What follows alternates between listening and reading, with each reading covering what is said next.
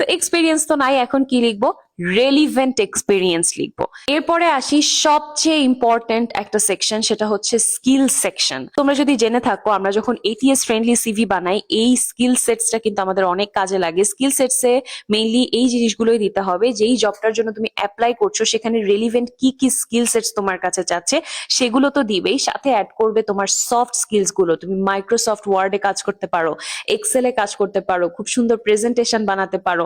সব ধরনের স্কিলস গুলো আমরা চেষ্টা করব এই স্কিল সেটসে অ্যাড করার জন্য। এখন আসবো আমাদের সবচেয়ে স্ক্যারি পার্ট, সেটা হচ্ছে এক্সপিরিয়েন্সে। তো এক্সপিরিয়েন্স তো নাই, এখন কি লিখবো? রেলিভেন্ট এক্সপিরিয়েন্স লিখবো।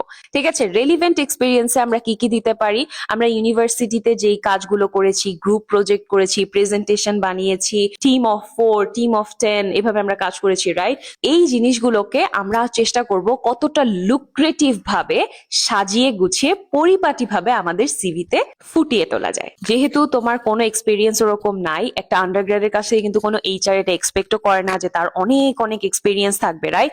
So what they expect that তুমি কিছু ক্লাবের সাথে জড়িত ছিলে। আমি যখন আমার ইউনিভার্সিটিতে ছিলাম, অনেক ক্লাব ছিল, অনেক ক্লাবে কাজ করা যেত, বিভিন্ন রোলে কাজ করা যেত। সো ওই ক্লাবগুলোর সাথে আমরা ট্রাই করব সংযুক্ত থাকার, এবং আমরা যদি থেকে থাকি আমাদের সিভিতে চেষ্টা করব ওইটাকে খুব সুন্দর করে এক্সাজারেট করার। ঠিক আছে?